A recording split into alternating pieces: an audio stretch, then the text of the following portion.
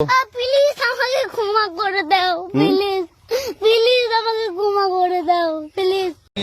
আমার বউ ছিল এক সময় আমার বউ ছিল, পরে ডিভোর্স দিয়ে দিছে। তো এখন আবার কাঁদতেছে কেন? কাঁদতেছে কেন জিগান? এই তুমি কাঁদতেছো কেন? কি হয়েছে ভাই?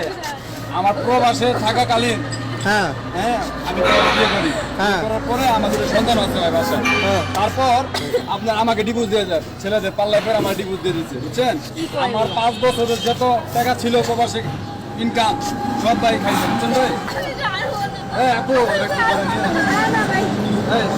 ভাই কাবিনের 3.5 লাখ টাকা ছিল আমার কাছ থেকে, পায়ে পায়ে নিছে ভাই 3.5 লাখ টাকা ডিভোর্স যেটা আমি ই করছে, বুঝছেন? 3.5 লাখ টাকা নিছে। এমনি তো কত লাখ টাকা খাইছে ভাই হিসাব ছাড়া। আমি ওর ছেলে আরেকটা বিয়ে করছিলাম, কিন্তু ওকে তো সুখী হতে পারি না। ওই ছেলে মদ খেয়ে গেছে, খায় বাসায় এসে আমাকে মারধর করে। তো আমি কি করবো ভাই? আমার পিছে কেন তুমি? মদ খাই গাঁজা খাই। তুমি যাওয়ার আগে পরক্রিয়া করার আগে ওনার কথা চিন্তা করো নাই?